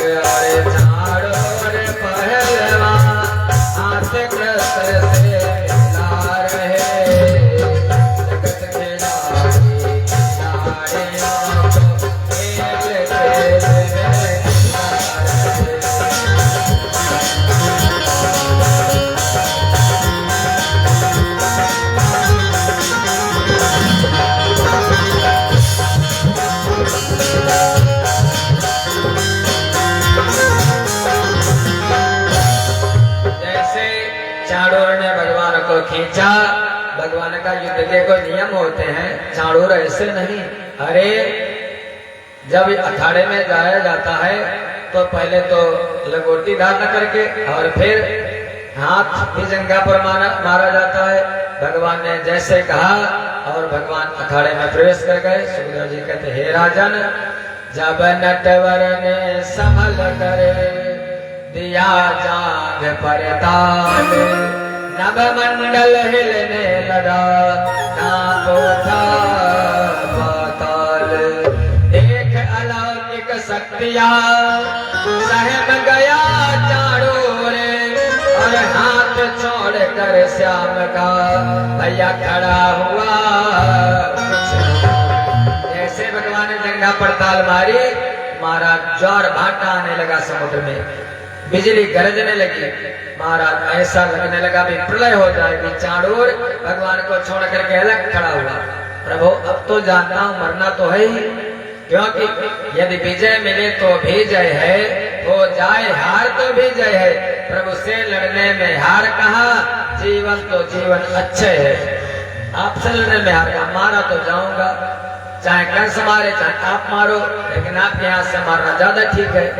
उसी समय मल्लानां शरीरनां नरवरः स्त्रीणां स्मरो मूर्तिमान् गोपानां सदनो सतां क्षितिभुजां शास्ता स्वपेत्रो शिशु मृत्युर्भोजपतिर्विरांग विदुषां तत्त्वं परं योगिनां रसनीनां परदेवतेति विदितो रंगगतः साग्रतः। चाणूर मुष्टक को दिखाई दिया कि कोई पहलवान आया। कंस को दिखाई, जो भगवान के वंशज थे उनको दिखाई दिया कोई हमारे परिवार वाला आया। जो संत प्रकृति के लोग बैठे थे उनको दिखाई दिया भगवान आए। और कंस को दिखाई दिया मृत्युर्भोजपतिर् विरांग विदुषां। कंस को दिखाई दिया कि आज तो मेरा काल आ गया। बस उसको ऐसा लगने लगा। और जब काल आता है, जब मृत्यु का समय नजदीक आता है तो आभास तो होने लगता है। महाराज पहचान है। लगभग 6 महीने पहले आपको अगर ध्रुव तारा दिखाई देना बंद हो जाए, ध्रुव तारा दिखाई ना दे, विचार कर लेना 6 महीने के अंदर आप टिकट कट चुका है, समझ लेना। फिर यदि आरती जलती है, आरती और आरती मैया बुझ जाती है, शिव पुराण में सब विधिवत लिखा है। आरती मैया जब बुझ जाती हैं तो उनकी जो भीनी भीनी सुगंध आती है हम लोगों को, अगर वो सुगंध ना आए तो समझ लो बस 1 या 2 महीने के बाद हम जाने वाले हैं। फिर कभी कभी दर्पण शीशे में आपका प्रतिबिंब स्पष्ट ना दिखाई दे, शीशा बिल्कुल साफ है लेकिन आपका चेहरा आपको धुंधला दिखे, समझ लो बस आने वाला है समय हमारा। फिर हमारे बुजुर्ग लोग कहते थे कि नाक ना दिखाई दे, ये भी हो सकता है, ये भी पहचान हो, इसलिए कंस को लगा हमारी मृत्यु आ गई। और कंस ने कहा देर किस बात की, अरे देख क्या रहे हो, सूरों वीरों दौड़ो दौड़ो, अरे बहादुरों दौड़ो दौड़ो, मुष्टिक चाणूर महाबाहो ओ वज्र दंत दौड़ो दौड़ो।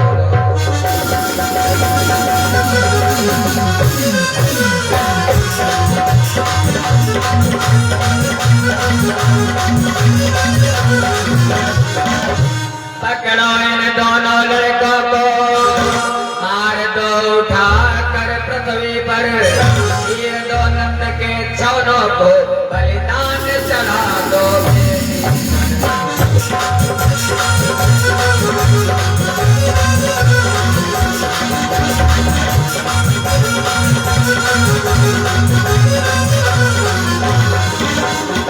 कंस का कहना था सारे दुष्ट दौड़ पड़े और भगवान राव ने पहले विचार कर लिया था। एवं चर्चित संकल्प भगवान मधुसूदन आसाद चाणूरम मुष्टिकम रोहिणी सुता। भगवान ने चाणूर को मार डाला, मुष्टिक को दाऊ ने मार डाला, कूट को भगवान ने मार डाला, सल को दाऊ ने मार डाला और जितने भी ग्वाल बाल थे सारे दुष्टों का वध कर दिया भगवान ने। चाणूर मुष्टिके कूटे सले तो सल के हदे, शेषा प्रदुम्न दुम्लाम सर्वे प्राणा परिप्सवः। सबको मार दिया भगवान ने, कोई नहीं बचा। जब कोई नहीं बचा तो जो रणभेरी बज रही थी, कंस ने कहा बस बंद करो इंद्रजीत, बंद करो रण का बाजा, मुझको नहीं सुहाता है। सारंगी का सारंग हमारे तन बदन में आग लगा था, बंद कर दो। ग्वाल बालों ने कहा बंद क्यों कर दे, बंद मत करो, आज से राजा हमारे कनाए बजने दो सहलाई। अभी तक सच्ची वाली होती थी, हम सभी लोग झूठी वाली। अब ग्वाल बाल आपस में और नकली झूठी वाली कुश्ती करने लगे और इतनी देर में भगवान का जो संकल्प था भगवान पहुंच गए कंस के आसन पर। सुखदेव जी कहते हे राजन तमाविसंत आलोक्य मृत्युआसन आसनात् मनस्वी सतोत्थाय जग्रहे सो विचर्मणि। देखा अब तो काल हमारे सर पर खड़ा है, जब देखा सर पर काल खड़ा तो कंसासुर तत्काल उठा। मन ने तो कहा निकल भागो, लेकिन तलवार निकालो।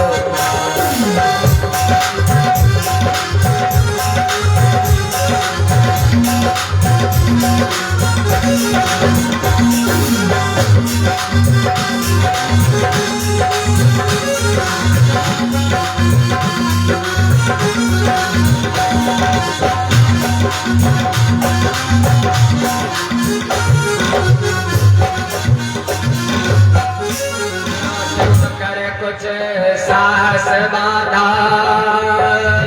तेगे को तनिक घुमाने लगा और इतने में ही कसर का हाथ सिर के ऊपर बढ़ाने लगा।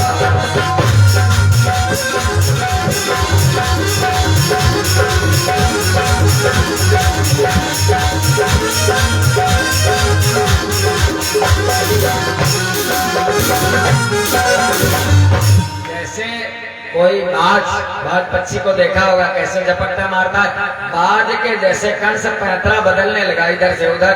लेकिन बाज कितना भी बलवान हो, महाराज जब गरुड़ जी आ जाते हैं तो फिर देर नहीं लगती। गरुड़ जी के जैसे भगवान ने उस बाज को दबोच लिया।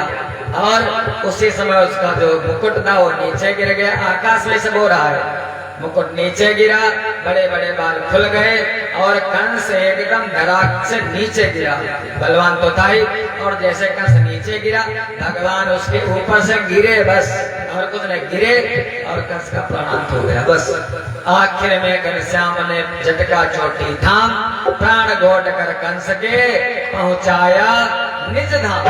सुरधाम नहीं, स्वर्ग नहीं, अपने धाम को। एक दिव्य तेज पुंज निकला कंस के शरीर से और सबके देखते देखते भगवान के चरणों में विलीन हो गया। सदगति थी कंस को भगवान ने। और उसके बाद प्रग्रह के से सुचलत किरीटम निपात रंगो परितुंग मंचनाथ।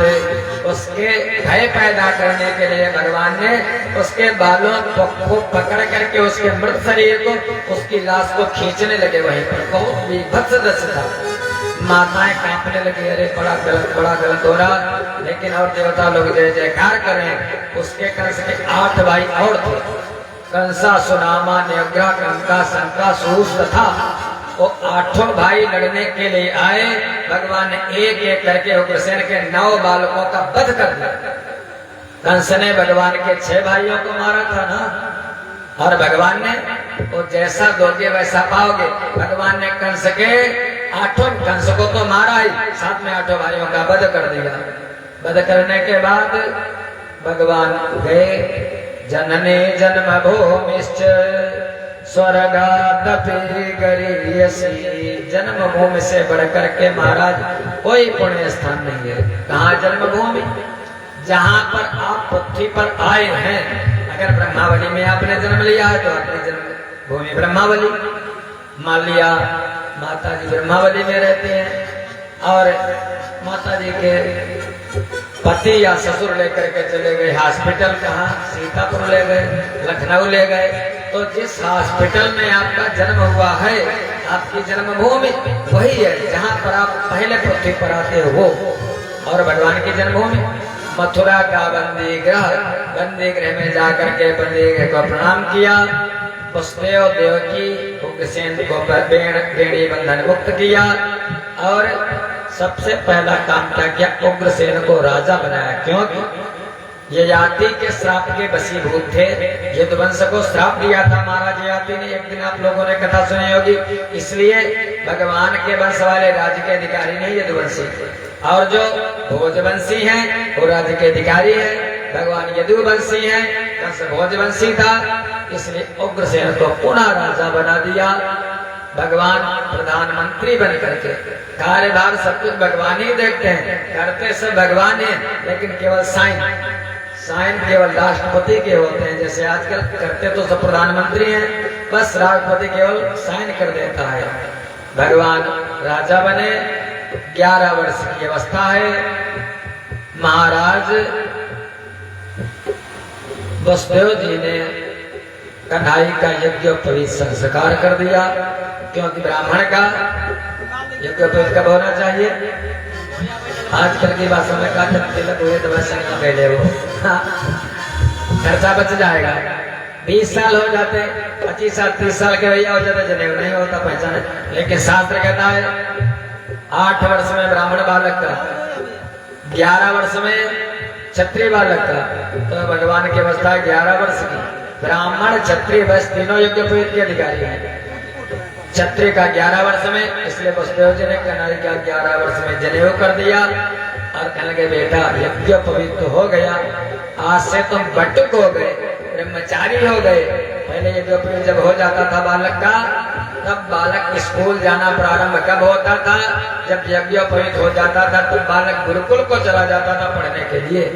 ये परंपरा थी हमारे गुरुकुल परंपरा। जो शिक्षक लोग होते थे, आचार्य लोग फीस नहीं लेते थे, भोजन पानी सारी व्यवस्था वो लोग करते थे। भगवान चल दिए शिक्षा पाने के लिए। कहा? सांदीपनी जी के आश्रम में। कैसे शिक्षा पाते हैं? 64 दिन लगे वहां पर शिक्षा पाने में। कैसे शिक्षा पाते हैं? यज्ञोपवीत हुआ। फिर उसके बाद तब तक जरासंध ने 13 बार आक्रमण किया। उसके बाद भगवान के 16,108 विवाह हुए। वो सब कैसे उस पर हम लोग आज नहीं बल्कि कल मध्याह्न काल की बेरा में चिंतन करेंगे, विचार करेंगे। समय के अनुसार यहीं पर वाणी को विराम देते हैं। बस आज कथा का आशय यही है, कथा का अभिप्राय यही है। कैसे भी मैंने जो शुरू किया था, भगवान कहते हैं मन को मुझसे लगा दो। हमारे 4 प्रकार के भक्त हैं, आर्तो जिज्ञासु अर्थार्थी ज्ञानी चा भरतर सब। कैसे भी भक्त बन जाओ, आर्त बन जाओ, दुख में पुकार लो, अर्थार्थी बन जाओ, ठीक है, धन के लिए बज लो, और जिज्ञासु बन जाओ, उनके रूप को जानने के लिए ज्ञानी बन जाओ। अगर ये सब नहीं बन सकते हो तो महाराज ऐसे हरिजन बन तो ऐसा बन कि हरि सुमिरन की हद कर दे, वजन के जोर से यमराज का खाता भी रद्द कर दे। अच्छे बनो तो बहुत अच्छे बनो, और अगर दुष्ट बनो तो महाराज रावण के जैसे बनो, या कंस के जैसे बनो, या हिरण्यकश्यप के जैसे बनो। महाराज गोली आपको पुलिस ना मारे, आपको मारने के लिए भगवान को खुद आना पड़े। अपराध करो तो ऐसे अपराधी बनो। कंस का भगवान ने उद्धार किया, कथा से यही शिक्षा लेनी है। इसी के साथ वाणी को विराम। सभी का मंगल हो, सभी का कल्याण हो। शुभ रात्रि। ओम पूर्णमदा पूर्णमिदं पूर्णात् पूर्णमुदच्यते पूर्णस्य पूर्णमादाय पूर्णमेवावशिष्यते। ओम शांति शांति।